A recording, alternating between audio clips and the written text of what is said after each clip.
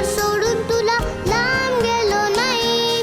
ना ना ना ना ना ना ना ना ना ना ना.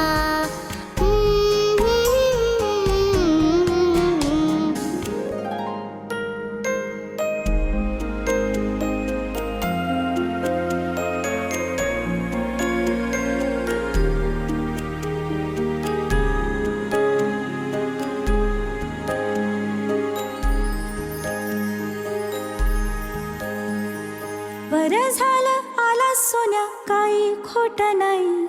कुशीत नसतं पिल्लू तेव्हा घाबरतेच रे आई.